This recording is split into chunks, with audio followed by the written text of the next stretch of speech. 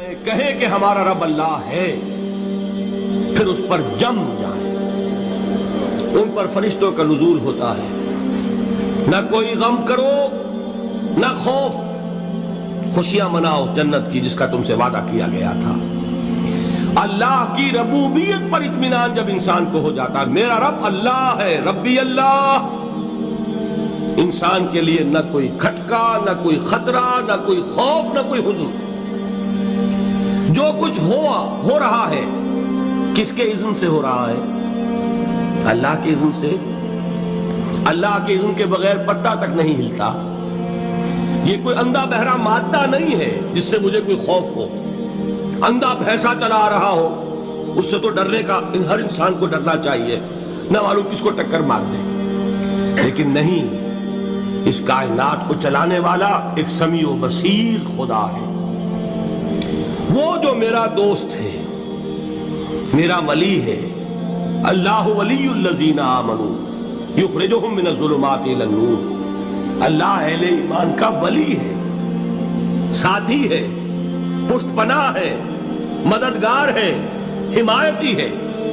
بتائیے جسے یقین ہو جائے کہ اللہ میرا مددگار، اللہ میرا محافظ، اللہ میرا پشت پناہ، اللہ میرا حمایتی، اس کے لیے کوئی خوف ہوگا؟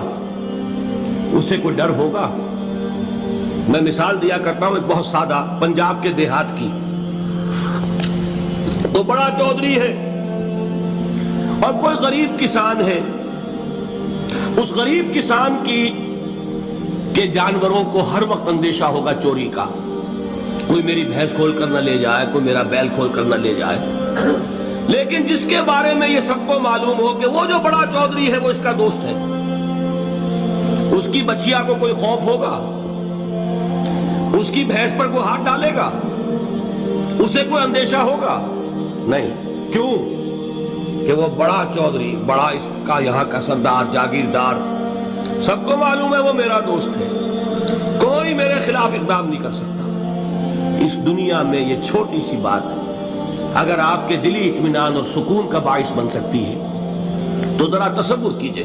میں لفظ تصور استعمال کروں گا صرف اس لیے کہ اس کا ہم جس کو کہتے ہیں ادراک اور شعور کر نہیں سکتے، اگر کے ساتھ کر سکتے۔ اگر یقین ہو کہ اللہ میرا مددگار اور یقین ہو کہ اللہ ہر آن میرے ساتھ ہے، پھر کوئی خوف؟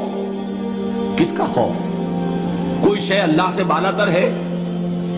کوئی قوت اس سے زیادہ طاقتور ہے؟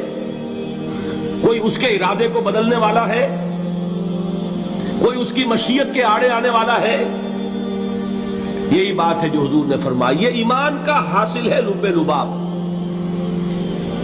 کہ دیکھو اچھی طرح اس بات کو ذہن نشین کر لو، اگر تمام انسان مل کر تمہیں کوئی نقصان پہنچانا چاہے نہیں پہنچا سکتے، مگر جو کچھ اللہ نے لکھ دیا ہو، اور تمام انسان مل کر تمہیں کوئی نفع پہنچانا چاہے نہیں پہنچا سکتے، مگر وہ شے جو اللہ نے طے کر دی۔ آپ پھر میں کہوں گا ذرا طاری کیجئے، اسے فرض کیجئے، اسے سوچئے۔ اگر اس حدیث پر ہمارا دل ٹھکا ہوا ہو تو کسی سے ڈر ہوگا؟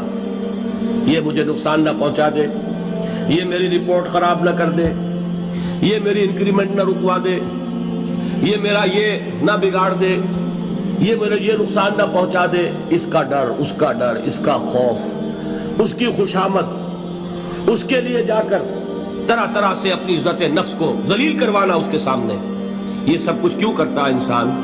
جب سمجھتا ہے کہ اس کے ہاتھ میں میرا کوئی نفع ہے، اس کے ہاتھ میں میرے لیے کوئی ضرر ہے، یہ مجھے کوئی غضب پہنچا سکتا ہے، یہ مجھے کوئی نقصان پہنچا سکتا ہے، یہ میرا کوئی کام بنا سکتا ہے، یہ میری کوئی ضرورت پوری کر سکتا ہے، اسی کا نام شرک ہے۔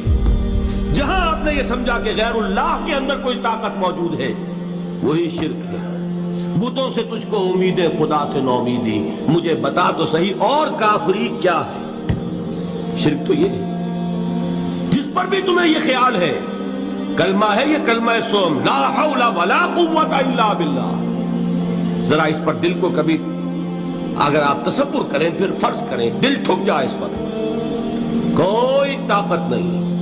یہی بات تھی جو شیخ عبد القادر جیلانی رحمۃ اللہ علیہ نے اپنی وصیت میں اپنے بچے سے کہی. 11ویں دینے والے ہیں، لیکن حضرت شیخ عبد القادر جیلانی کی وصیت اور تعلیمات کو کتنے لوگ ہیں تم جانتے ہو؟ یہ جن مقامات تک پہنچے ہیں وہ کس چیز کی بدولت پہنچے ہیں؟ انہوں نے جو پیغام دیا وہ کیا تھا؟ اے میرے بچے، جس طریقے سے قرآن مجید میں حضرت لقمان کی نصیحتیں جو ہے نقل کر دی گئی ہیں، میں یہ عرض کروں گا بالفرض اگر قرآن حضرت عبد القادر جیلانی کے بعد نازل ہوا ہوتا تو شیخ عبد القادر کی یہ نصیحتیں بھی قرآن میں درج ہوتی. اتنی اونچی نصیحتیں ہیں. اے میرے بچے، اس حقیقت کو ذہن نشین کر لے، لا فاعل فی الحقیقت ولا مؤثر الا اللہ. اس کائنات میں نہ کوئی فاعل حقیقی ہے نہ مؤثر حقیقی ہے سوائے اللہ. کسی شے میں کوئی تاثیر نہیں اگر اللہ نہ چاہے. آگ جلا نہیں سکتی اگر اللہ نہ چاہے. پانی ڈبو نہیں سکتا اگر اللہ نہ چاہے.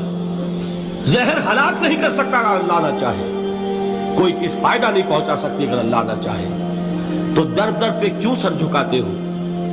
در در پر کیوں جبیں سائی کرتے ہو؟ سب کے سامنے کیوں ہاتھ پھیلاتے ہو؟ ایک اللہ سے مانگو، ایک اللہ کے سامنے زمین پر اپنی جبین رکھو. لا فاعل فی الحقیقت ولا مؤثر الا اللہ. نظر آتا ہے ہمیں کہ پانی پیاس بجھا دیتا ہے.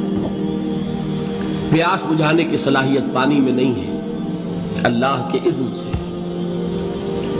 کھانا بھوک مٹا دیتا ہے، بھوک مٹانے کی صلاحیت کھانے میں نہیں ہے، اذن رب میں. دیکھیے یہی یقین تھا. حضرت موسیٰ علیہ السلام کا واقعہ یاد کیجئے. سامنے سمندر آ گیا ہے، قوم دیکھتی ہے پیچھے کہ گرد و غبار کا طوفان ہے. معلوم ہوا کہ فرعون اپنے لشکر سمیت آ گیا. لشکر جب چلتا تھا تیز رفتاری کے ساتھ تو گرد و غبار کا جو طوفان اٹھتا تھا اس کا تصور کیجئے. اور لمحہ بلمحہ وہ قریب آ رہا ہے. پوری قوم نے کیا کہا؟ اے موسیٰ انا لمدرکون، اے موسیٰ ہم تو پکڑے گئے. قرآن مجید میں تو یہاں وہ باتیں نہیں لکھی ہے، لیکن تورات میں یہ درج ہے کہ بنی اسرائیل جھگڑنے لگے، دست و گریبان ہو گئے موسیٰ کے ساتھ. موسیٰ ہمیں یہاں مروایا لا کر، اس سے تو ہم ہی بہتر تھے. وہاں کھانے کو ملتا تھا، زندگی تو تھی، بیگار ہم کر رہے تھے، موت تو نہیں تھی. اب جو کچھ ہوگا اس کا تصور کرو، جس طریقے سے ہمارے ٹکڑے اڑائے جائیں گے. تو لڑ رہے ہیں حضرت موسیٰ علیہ السلام سے. یہ تورات کی تفصیل ہے. قرآن میں صرف اتنا آیا ہے، پریشان ہو کر انہوں نے کہا انا لمدرکون، موسیٰ ہم تو پکڑے گئے. اس وقت موسیٰ کا جواب کیا ہے؟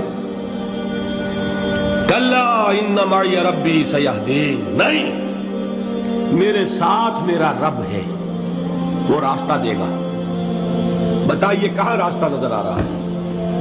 یہ ہے ایمان بالغیب. راستہ نظر نہ آئے تب اللہ پر یقین ایمان ہے. جیب میں پیسے ہوں اور تب دل کو اطمینان ہے تو ایمان کس پر ہوا؟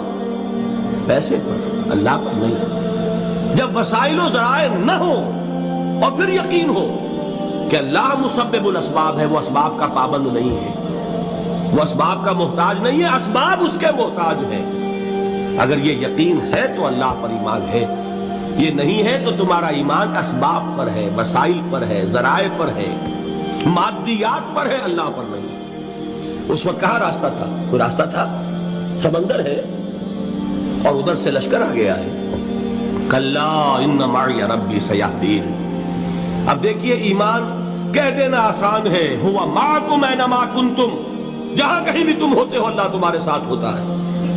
لیکن اس کا یقین قائم ہو جائے تو زمین و آسمان کا فرق واقع ہو جائے.